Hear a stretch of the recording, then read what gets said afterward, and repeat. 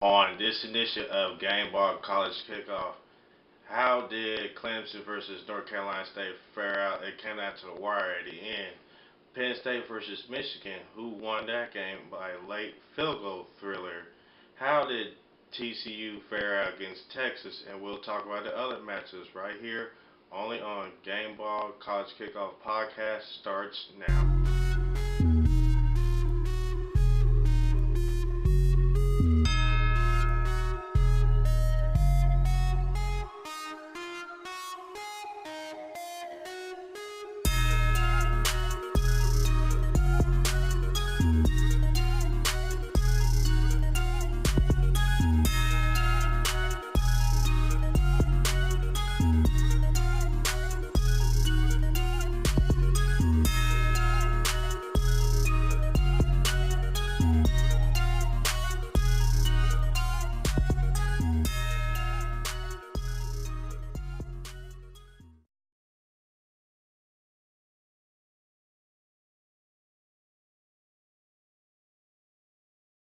What's happening, everyone? Welcome to Game Ball College Kickoff Podcast where the football season never ends. I'm your host, Michael Riley, and I got a guest with me. Introduce yourself. Luke Hartnett, what's up? What's up? All right, we're going to do the recap of what happened week 10, and also next segment we're going to get to the college for playoff rankings, which recently came out. And the next segment we're going to talk about is week 11 matches and predictions. So I'm going to be going with you on the recap of last week. Clemson versus North Carolina State, 38 to 31. Kelly Bryant had 20 of 38 for 191 yards, one touchdown, one interception. Taven Feaster, 7 rushes, a buck oh 05, one TD. Deion Kane, 9 catches, 84 yards, and 1 TD. Total yards 415 with 19 first downs. Time of possession with 1 turnover. Ryan Finley, 31-50, 338 yards, 3 TDs, 2 INTs. Reggie Galopsi, 11, the second, 6 carries for 46 yards. Kevin Harmon, 8 receptions, a buck 55, 1 TD. Total offense, 491 yards with 27 first downs. Time of possession, 34 minutes and 48 seconds with 2 turnovers. So how would you break down this game, what happened last week, and what Clemson did better than North Carolina State and all that stuff? It's about what I expected. A little more higher score than I thought it would be. I thought it would be more similar to the 2016 affair, the 2023-17. No, minus the overtime and NC State blowing a field goal like in that game. But I thought it could be more 28-21 as opposed to 38-31. But it was a back and forth affair, which I kind of expected. Um, I don't know, it seems like every year NC State gives Clemson all they can handle, and people are surprised. And I don't understand where the surprise comes from. Clemson's always the better team, but NC State's not a bad team, and they're in the same division. You play the same team year in, year out. You get them upperclassmen in there. They already knew they could compete with Clemson, like I said, with the upperclassmen the game before. So it's no surprise to me. I mean, every time these two teams get together, it's going to be a touch either way. Yes, what I know is about this game, every single year for the past few years, this game has come down to the last play, to the last wire of the game. Either be the first 4 quarters of the game or overtime. And them teams go out, they play hard, fought physical game, but Clemson always seems to come away on top at the end. North Carolina State gave them a run for their money and was high scoring. But North Carolina State defense the last 2 weeks has given up almost 1,000 yards of total offense. They got ramrodded by Notre Dame, gave over 300 yards rushing, and same thing happened with Clemson, but they made it a closer game. But I expected the defense to give Clemson's offense all they can give, but Clemson's way it was exposed their weakness. Their offensive line was able to be the bullies against North Carolina State's front seven, and the secondary couldn't stop the receivers, and the front seven couldn't stop them run to win the game. Their offense kept them in the game, but the defense unfortunately fell short, and it had a chance to spoil Clemson's run at a playoff. So that's my take on it.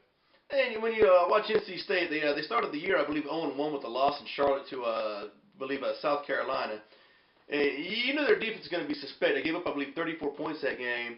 And there's no Marcus Lattimore for South Carolina. There's no Alshon Jeffrey from South Carolina that you like they've had in years past. So no disrespect to South Carolina, but when they're putting 34 on you on a neutral field, you knew when they played Notre Dame, when they played Clemson, when they played some of the other ACC stalwarts, they were going to struggle. They got out to a good first half against Notre Dame a few weeks ago. Just kind of snowballed on them there. The offense kind of turned the ball over, got the defense on some short fields and not much time of possession. They were a little bit better after that. They protected the football more. They converted better on third down against Clemson than they did the previous week. But like I said, you just tell them that first game of the year, their defense is going to be 50-50 at best against the better teams. Well, for what I see early parts of the season from North Carolina State, their front seven was causing havoc for other teams and was able to stop them. But once they ran to Notre Dame, the question was North Carolina State's front seven be more physical than the Notre Dame offense? And comes to find out they wasn't physical. They wasn't physical in the last two games. So if the front seven get back to what it was before back-to-back losses, one against Notre Dame, other against Clemson, and just cause havoc, it could beat that stout defense. And this defense is going to come up and be great and soon in the future. But right now, you can tell they're still catching on their own against good team opponents. Once they start gelling in and develop better, then they can make some noise against the top tier deep teams. But as the first few games of the season, they wasn't really playing nobody until they played Notre Dame and Clemson, and they got rocked. So about a playmaker or two on each side of the ball. exactly. All right, we're going to go to the next matchup. That is Penn State versus Michigan State. Penn State will lose to Michigan State on the road for the second consecutive week of 27 to 24. Trace Morsley, 26, 47, 381 yards, 3 TDs to go along with 3 INT. Stephon Barkley, 14 rushes, 63 yards. Deshaun Hamilton, 7 catches, a buck 12, 1 TD. Total offense, 466 yards with 22 first downs. Time of possession, 25 minutes, 51 seconds, but they had 3 turnovers. Next one, Brian Lurikin has, have you ever said, the Michigan State quarterback? 33, 56, 400 yards, 2 TDs, 1 INT. L.J. Scott, 43 rushes for 14 rushes for 43 yards, 1 TD. Felton Davis III, 12 catches, a buck 81 with 1 TD. Total offense, 474 yards with 25 first downs. Time of possession, 34 minutes and 9 seconds with 1 turnover. What happened in Penn State and how did they fall at the end? I mean, if I'm not mistaken, the game was at Michigan State, and that's always a help for them. Correct. I mean, the thing that Michigan State's kind of lacked compared to some of the other Big Ten teams, you look at how good year to year, at least with all the years of Paterno there that Penn State was. It seems like no matter who's coaching Michigan or Ohio State, they're getting 8 to 12 wins a year. It seems like almost. Michigan State, classic example. They go to the college football playoff 2 years ago. They won 3 games last year. Kind of threw the scent off of what they were, but I'm not so sure that the better team lost that game as some people suggest. Penn State's got better skill position players. Saquon Barkley, we all know about Trace McSorley at quarterback and whatever else. But that Michigan State team, Coach D'Antonio's done a very good job of winning at the line of scrimmage on both sides of the ball. And I'm not sure what happened to them last year. They kind of got away from that. A lot of graduates on that playoff team from a few years ago. But those young bucks have grown up, and their defensive line's better than the opponent's offensive line, and vice versa. Yeah.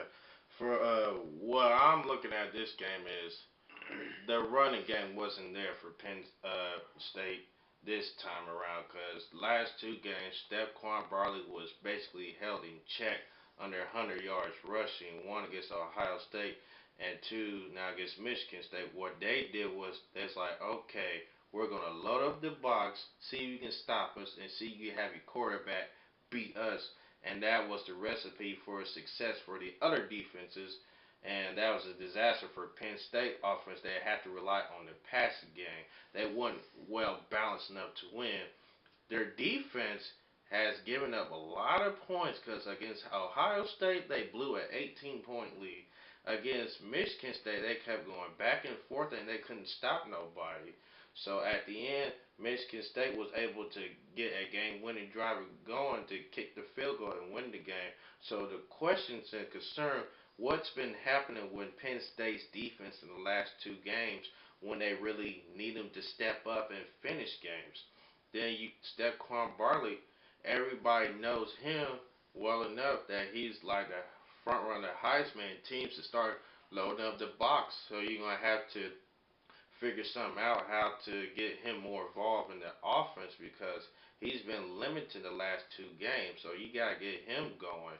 The thing that Penn State is going through right now is they're going through that mental meltdown because they was like so high and they was talking about going to the college playoff, how they was going to prove everybody wrong from last season that they got robbed and won the conference and all that. And now you showing it's taking its toll on them, so they have to get back to mentally prepared. Now they're not going to be able to get in the college playoff, so this should motivate and piss them off more to where they get back to their focus mode, get back to what they know. They have to be balanced, and the defense has to play stout.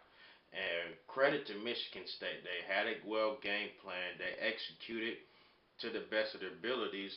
And for what I'm looking at, their offense was balanced enough to win, but the running game can improve. The pass game was there, and they didn't have not as many turnovers as Penn State. They only had one turnover, so you want limited turnovers as you can. And they just basically outplayed Penn State, and the coaches outcoached Penn State. And at the end, Michigan State was able to make more plays on offense against Penn State's defense. So that's my criteria on how they was able to win the game. Yeah, Michigan State did a good job of winning on first down on both sides of the ball. They were able to get to third and short offensively. They had Penn State in third and long offensively, and that's a pretty good recipe for success. That's kind of the gold standard for Mark D'Antonio team since he's been at the Michigan State head coach there. Just kind of you go back to the Le'Veon Bell days. Like, they don't have that bell cow back that they did with him, but they still managed to positive yards on first and second down. Third and 3, third and 4 to get some run pass options, and you win defensively. They were able to defend Saquon Barkley out of the backfield as a receiver. Special teams, that's another third of the game you don't want to forget about. Oh yeah, that's right. Shut him down in the return game too. That Ohio State game, open a kick, he's gone. And you go back to the 18-point lead they had against Ohio State, that you aforementioned. Going back to that 18-point lead, Penn State quit winning on first down. Yeah. Not sure, there's for no rhyme or reason. As soon as Ohio State, seemed like that final drive, they kind of, with timeouts and a little bit of time, more time than people realize to work with, they came out throwing on first down. They didn't have to do that. Yeah. Going to the sidelines, trying to stop the clock, getting to third and long, and eventually, the drive stalled, stopped on downs. Michigan State just kind of copycatted that for 4 quarters. Didn't fall in the deficit, and I do think that 3.5-hour weather delay, it affected both teams. But it'd have been interesting if that game would have been, played through as is. All right, so that's our breakdown of the Penn State versus Michigan State game. Next one we're going to get into is South Carolina versus Georgia. South Carolina was ended up beaten by Georgia to score 24-10. Jake Bentley of South Carolina had 21 of 35 for 277 yards, 1 TD, and 2 INTs. A.J. Turner, 8 rushes for 35 yards. Hayden Hurst, 7 catches for 93 yards. Total offense, 270 yards with 14 first downs. Time of possession, 21 minutes, 38 seconds with 2 turnovers. Jake Fromm, 16 of 22, a buck 96 with 2 TDs. Nick Chubb, 20 rushes, 102 yards. Terry Godwin, 3 catches for 53 yards. Total offense, 438 with 26 first downs. Time of possession, 38 minutes and 22 seconds with 1 turnover. So what you think about this game? little alarmed that Georgia had the ball for almost 40 minutes and only scored 24 points. Yeah, you figure they'll put up at least 38 or 40 points, maybe 45. Mm-hmm. But from what I look at in the first half, South Carolina's defense was able to control Georgia's offense at one point, Mm-hmm. and they was getting unsettled and just wilding out, making mistakes. But they was able to calm down, get it going, and they was balanced. And the running game was efficient and good. Nick Chubb has been balling out his mind in his senior season. And the freshman quarterback, Jake Fromm, from what I know, is he's in keep improving. He's not beating himself and making bad decisions. He's learning how to take what the defense gets him. Every now and then he'll take some shots down the field with a play action pass or a go route here and there, but he's not beating himself. And normally with young freshman quarterbacks, starting quarterbacks especially, they'll get nervous and get the jitters and start making a lot of mistakes and turnovers. But with him, he's calm, cool, and collective, and he's been balling. And this Georgia defense is raw. There are playmakers everywhere. I love their front seven, especially their pass rushers who can get off the ball and penetrate, get to the backfield to stop the run and sack the quarterback. And the secondary is playing out of his mind. They're playing good, they're playing physical, and they're not letting them beat nothing down deep. And they're also very good in the run support. That's something you don't see a lot of defensive backs do. But Georgia is that type that where they support the run and stop the run, especially solo tackles. That's where technique comes in teaching, and they are one of the best in the country. So Georgia was able to get that going on defense and shut down South Carolina's offense. So that's my take on it, how they won the game. Yeah, you mentioned the freshman quarterback from, and being a cool customer this year. It makes a big difference when you have, guys like Nick Chubb and Sonny Michel to hand off to in the backfield. And they're more balanced. Yes, they are, And you also know that any time that he does, gets him into a predicament of one kind or another, you got that savage defense you mentioned, kind of bail you out too. So when you have a defense that can come to the rescue, you're allowed to take chances every once in a while, and every once in a while those chances pay off. And Kirby Smart, to be a former defensive coordinator of Alabama and to turn Georgia's defense around, it took him some time, but he got the defense that he wanted. Oh, they're just getting started. They are just getting started. And you'll see them get better, and they're about to make some noise. They could potentially dethrone Alabama as the best defense in the country. If Georgia keeps playing like they're doing, they can knock off Alabama in the SEC championship game. They're going to be scary good. Yeah. Like I said, they are just getting started. They 15-0 still in their reach, and when you're just getting started and that's still your ceiling, they're going to be good. Yeah, they could get anybody. All right, we're going to get to the final match recap of Week 10. That is Texas versus TCU, and TCU would edge Texas the score of 24-7. Shane Bichelle had 21 of 44, 254 yards, 1 TD. Daniel Young, 12 rushes for 31 yards. Wow, that's horrible. Little Jordan Humphrey, 6 catches, a $109. Total offense, 263 yards with 14 first downs. Time of possession, 26 minutes and 36 seconds with 0 turnovers. Kenny Hill, 18-26, a $146. Darius Anderson, 6 rushes for 99 yards and 1 TD. John Darius, 2 catches for 37 yards. Total offense, 343 yards, 17 first downs. Time of possession, 33 minutes and 24 seconds and 0 turnovers. What was your intake on that game? About what I expected. You had a backup quarterback going to Fort Worth against the Gary Patterson defense. They was able to get Kenny Hill out on the edge, give him some run pass options. Got that early two possession lead early on in the game. Defense pinned their ears back. Status quo. Exactly. Gary Patterson's defense always produce players, especially in the NFL. I think he's underappreciated and his defense is underrated because they don't beat themselves. Last week in Ames, they played good, but they didn't play good enough to win that game. There was few plays that they left out in the field. Otherwise, they would have came out with the win or possibly go to overtime to win that game. But overall, they got back to the drawing board after they got beat up. They beat up Texas offensive line, the front seven especially. They was able to put pressure on the quarterback, was able to rattle him. They able to limit their rushing yards, which was 31 rushes for that running back. And the secondary was able to be more physical in this game than last week. Because last week, they made plays, but they didn't make enough plays. They gave up too many open yards and against Iowa State, so they was able to go back to the drawing board and be more physical in that secondary. Now the offense was balanced enough to win that game.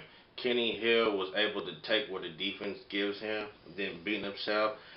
The swing route, the slant route, the in and out route, and on occasions he'll take some shots down the field, but he ain't beating himself. The running game was excellent with Darius Anderson. This boy is talented, can make some plays.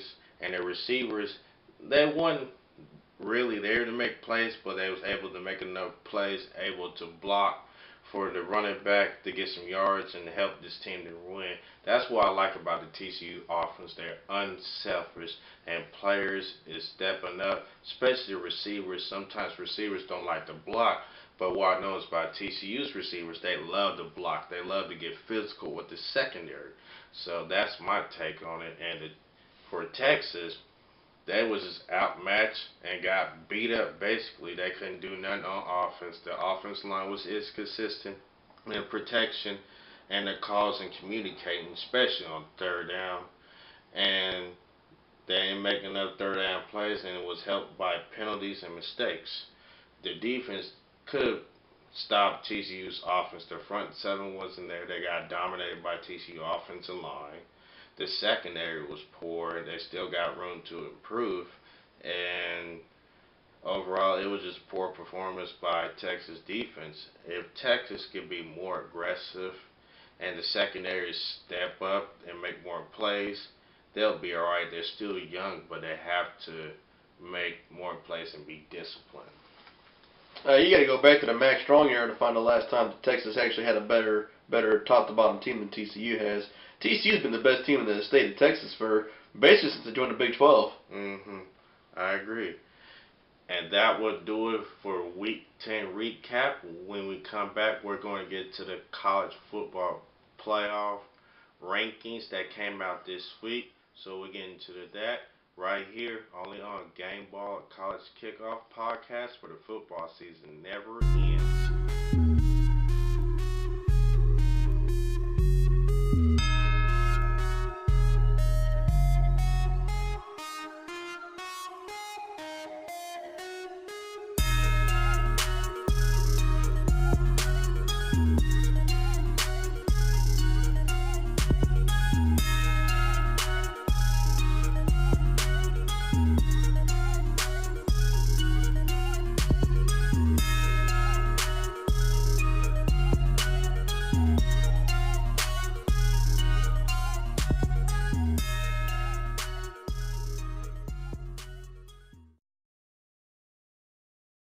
What's happening, everyone? Welcome back to Gameball College Kickoff Podcast, where the football season never ends. Segment number 2, we're going to get into the college football playoff rankings that came out this week. So, with number 1 being Georgia, number 2, Alabama, number 3, Clemson, number 4, Notre Dame. So far, for the rankings, do you agree with this? For the most part, yeah. Lots going to be, tomorrow's going to have a lot to do. This Saturday's going to have a lot to do say about it. But given the body of work of everybody who's played, I would agree with that to this point. I agree as well, but as the season progresses, you're going to start having chaos coming out. So let's say, for instance, like the SEC championship game, Georgia versus Alabama, and Georgia beats Alabama, and go to another conference in the Big Ten, Wisconsin runs the table.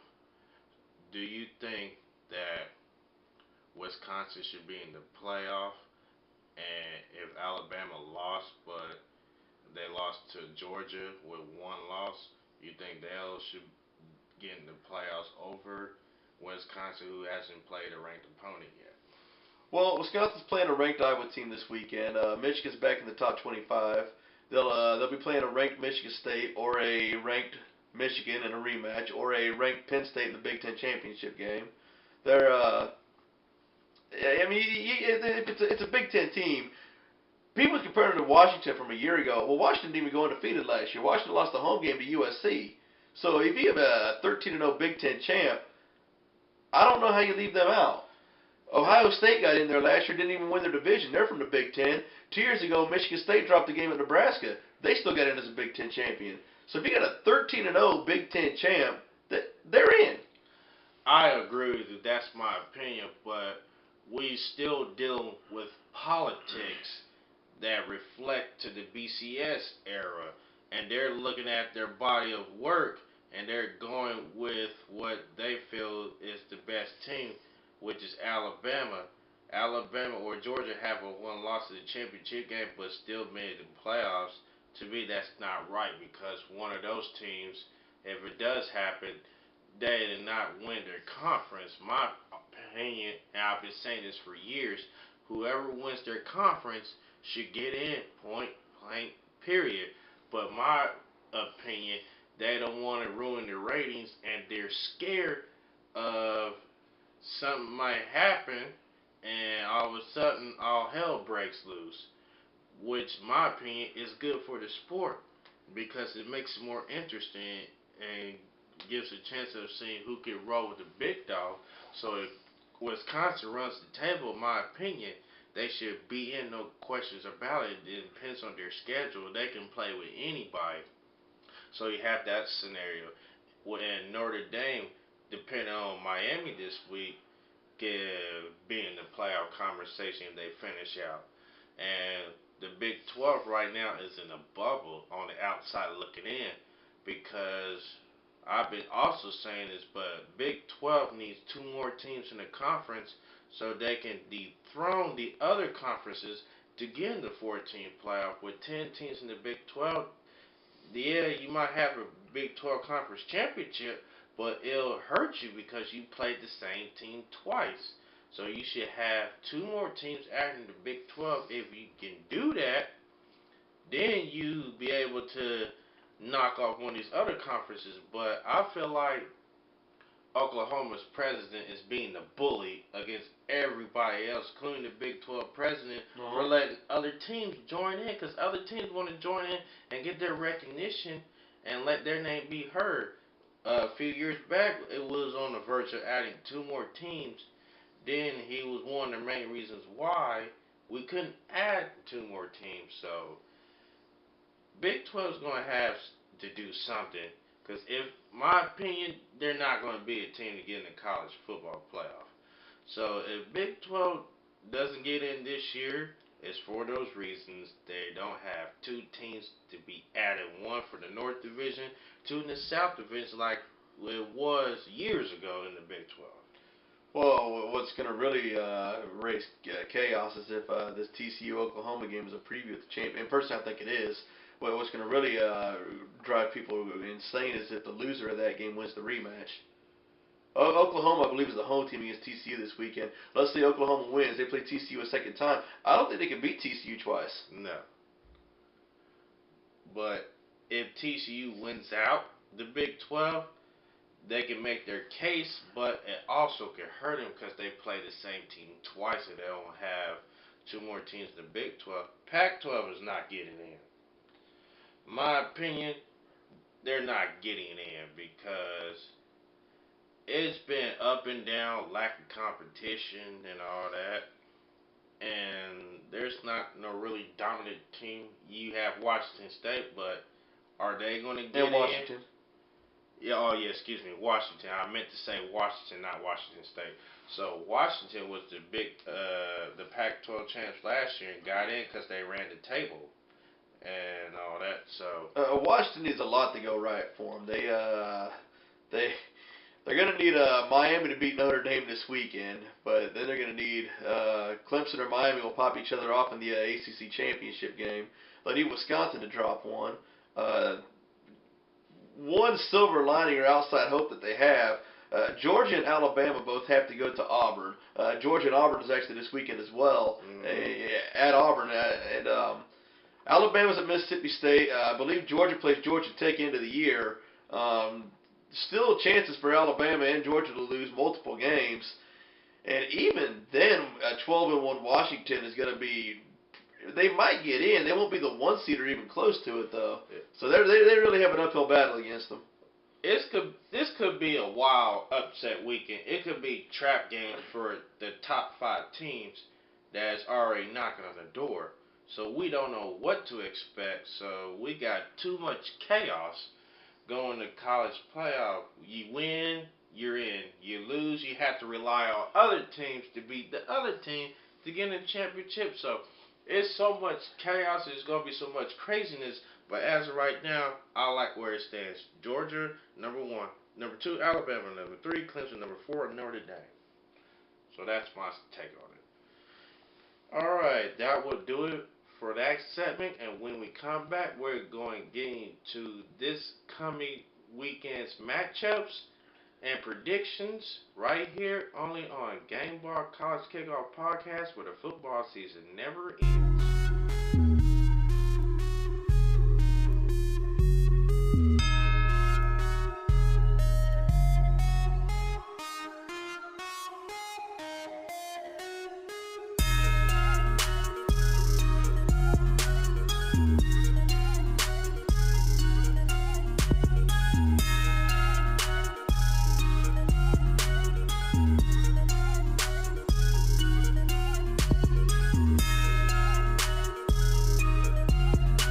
What's happening, everyone? Welcome back to Gameball College Kickoff Podcast, where the football season never ends. The final 7 is Week 11 matchups and the predictions. Before we get into prediction part, we're going to break down the matchups of the 4 games that I chose. So let's get started. First one, Georgia versus Auburn, SEC battle. So what do you like about this matchup? Kerryon Johnson, he's leading the nation at Power 5 schools, 15 rushing touchdowns. He missed 2 games this year too, so it's pretty obvious what Auburn wants to get going with there. They go as Kerryon goes. The one thing I like about this matchup is going to be a hard-nosed game. In my opinion, it's going to come down to the wire. So it's going to get both teams are going to get the best out of each other. There is some questions, especially at the head coach's spot. If he doesn't win this game or against Alabama, he might be out of a job. So he has to win these last 2 games to keep his job. Yeah, he has winning records, but you have to beat your rivals in other schools. You have to beat Georgia, and you definitely have to beat Alabama, because the last few seasons they haven't been able to beat Alabama. I think like 0-4, 0-5, something like that, and they haven't had winning record against Georgia as well. Haven't won since the kick 6. Exactly. So there's a lot on the line for Auburn, but this could be a trap game for Georgia. So Georgia has to be careful. They have to bring that same mentality like they've been doing all season long. And that might, offensive wise, I trust the freshman quarterback, Jake Fromm, over Auburn's quarterback, because he's been consistent lately. He has his moments where he's been consistent, but as of late, he hasn't been consistent. Excuse me. So, yeah, he's been hit and miss, but the running game's carrying through, and their defense is playing well. So the quarterback for Auburn can get it going against this Georgia defense and be balanced enough, then they'll be able to win this game at home. But it's going to be very difficult, especially for that Georgia defense. Now the offense of Georgia just keep doing you run the ball efficiently, get some easy completions in the pass game, and don't beat yourself. So this is a true test for the freshman quarterback Jake Braun or from going to a hostile environment, and let's see what he's made of. All right, next matchup is Iowa versus Wisconsin. What do you like about this one? Wisconsin, they're finally playing a ranked team, finally playing a somebody, and lucky for them, it's at Camp Randall. Hmm. And it'd be yeah, Iowa. They're a pretty good team. They beat Iowa State this year in 2 overtimes. That's looking better and better every week. They got beat on the last play of the game against Penn State, where Penn State was in field goal range, but it had being down by more than 3 points, absolutely had to have a touchdown. Got the touchdown on the last play of the game, and that seam right over the middle. And then what they did to Ohio State last week is just beyond words. I don't know that Iowa State can. I mean, they still lost to Michigan State. They still lost to Northwestern. I'm going to go Wisconsin. Yeah, we'll get into more predictions here a little later. But the one thing I like about this matchup, Iowa State, excuse me, not Iowa State, Iowa's coming off a big blowout win over Ohio State. They just made Ohio State look silly. Offense, defense, special teams, you name it. When they're at home, they play their best. But when they're on the road, they play mediocre. So are they going to bring that same mentality like they did last week against Ohio State to Wisconsin, or are they going to go that mediocre team on the road? We don't know yet, but we'll find out. See, and it's also against Wisconsin a chance to prove themselves. Like y'all been talking about us not playing a ranked team. We're going to play a ranked team. If they win, they should be in the top four conversation in the playoffs, depending on Georgia and Alabama next tomorrow coming up. So we'll have to see. And Wisconsin, this is a chance to prove that they belong in the college football playoff conversation, especially in the top four. All right, the next matchup we're going to talk about is TCU versus Oklahoma. What do you like about this matchup? What excites you, and what do you think the outcome might be? TCU, their defense, yeah, they gave up 14 points to Iowa State, but I believe there was a defensive touchdown scored by Iowa State in that game. So their defense has given up 7 points, the last 2 games combined. Oklahoma scored 62 last week. So you talk about strength versus strength, the unmovable object versus the unstoppable force. Exactly. Well, it's going to be a battle of TCU's defense versus Oklahoma's offense led by Baker Mayfield. For TCU's defense to be successful against Oklahoma's offense, they got to continue to play good defense. They have to play 4 quarters of hard defense. You can't play half here and there. You have to play 60 minutes of defense. Just keep doing what you're doing. Be that aggressive. Be that real physical defense and hold Oklahoma's offense in check because we know Oklahoma's offense can score points. But if the defense can step up and stop them, and you also got to worry about the motions and jet sweep and the fake jet sweep coming out, and you have the tight end coming on the scene. So if they can stop that from going and get 3 and outs and get some key turnovers, they'll be successful on defense. Now TCU's offense, what they have to do is have that same consistency and be balanced because we all know Oklahoma's run defense is not the best, especially this year. They're giving almost 100 yards a game, especially in the Big 12 conference. So that's their struggle there. So if I were TCU, I would just attack them early with the run. That run would set up the play action pass and more options in the pass game to go along with that. So TCU take a recipe of what Kansas State and other teams did into the running game.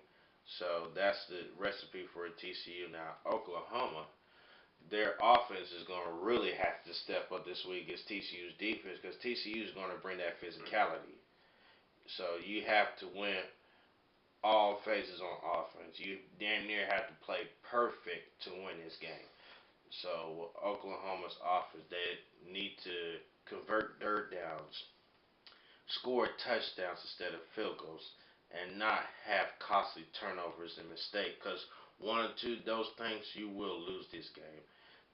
Now the offense can hold up this part, but I'm more concerned about the defense because defense gives up a lot of yards, especially in the running game, and their secondary's been suspect as of lately.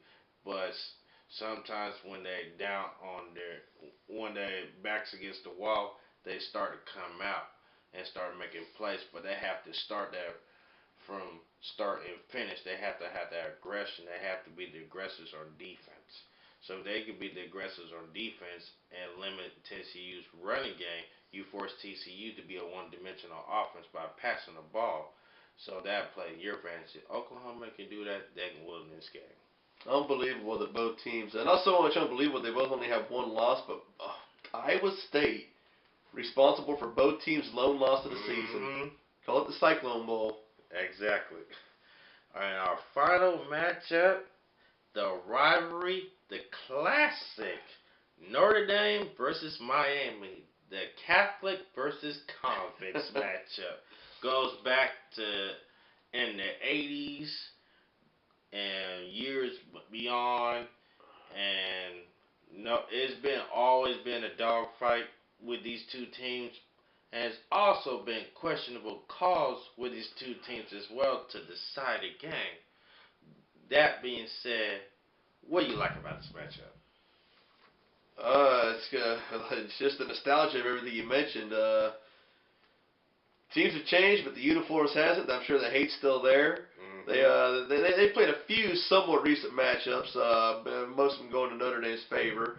I believe they played one of those Shamrock Series games in Chicago where Notre Dame just put it on them. I don't believe either team has any holdovers from that. That was a good 4 or 5 years ago. They played in the Sun Bowl a few years ago too. I think there might be some redshirt freshmen that are seniors now, but also won by Notre Dame in El Paso. But yeah, it's good to see these two back in the national spotlight at the same time.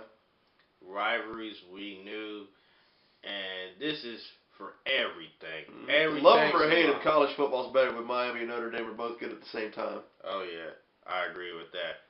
This is for all the marbles. Everything is on the line in this game. You win, you're still in the playoff conversation. But if you lose this game, it could cost you. So Notre Dame, with one loss, has to be able to go on the road and get this win. Because if they lose, they're out of the playoff. Yeah, especially not being in a conference. That's huge for them too. Exactly. So all matters for Notre Dame, and Notre Dame's gonna go in there with a chip on their shoulders. So basically, Miami is playing with house money because there's no pressure on them and all that to win this game, but it's going to be a dogfight. Miami also knows that if they beat Clemson in the ACC championship, a 12-1 ACC champ should be able to get into the playoffs. So they have a little bit more wiggle room than the Irish do. Yeah, that's what I'm saying. So they're playing with house money. They're undefeated. They're at home. They have a conference championship. They have a lot going for them. Yes. Exactly. Well, I'm gonna break it down to you. I'll try to break it down as possibly as I can. For Notre Dame to be successful, they have to wear down Miami with the running game. They have to be balanced because Miami's defense is starting to come along, and they're very. They got the kid Jalen Brown to do that too. Yes, and their Miami's defense with that secondary kid named Michael Jackson. This boy is on another level, and he's just getting started. And their linebackers can go sideline to sideline. So Notre Dame's offensive line is going to have to be real physical with Miami's front seven who can put some serious heat on you. So if you're able to run the ball effectively, that will set up the passing game to be more efficient. You have to convert third downs and you have to score touchdowns in this game instead of field goals. For defense, you have to force Miami to be a one-dimensional offense because their quarterback sometimes can rise up to the challenge and other times he's nowhere. So you have to force the quarterback to beat you in the passing game. Shut down the running game and let the quarterback beat you in the passing game. For Miami to win this game, they'll have to run the ball effectively, especially on first down. The offensive line is going to have to play its best game against this Notre Dame defense who can get after it. And the receivers are going to have to make plays. The quarterback is going to have a perfect game against this Notre Dame defense, because sometimes he could be good and sometimes he could be careless. Because last week he had 3 interceptions against that win over Virginia Tech. But that was Virginia Tech. You're playing Notre Dame. If you have 3 interceptions against this team, you're not going to win. Bit of a different monster. Oh, exactly. So you have to limit the turnovers, and you have to take what the defense gives you. You don't have to go for the home run hitter every time. Just throw some checkdowns, throw some dig out routes, throw some slant here and there, throw a little bubble screen, throw a swing pass or something. You have to keep them honest. If you keep Notre Dame honest, especially their defense, then you can win this game.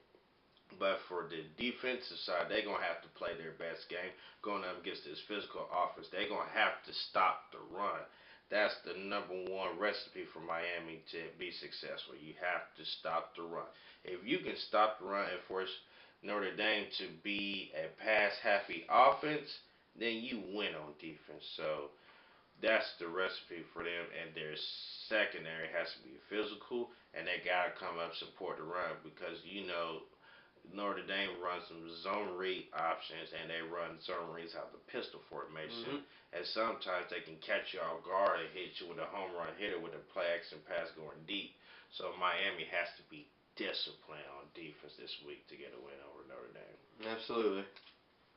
All right, that will do it for the matchups. And our favorite part is the predictions. Georgia versus Alabama. Who you got and why?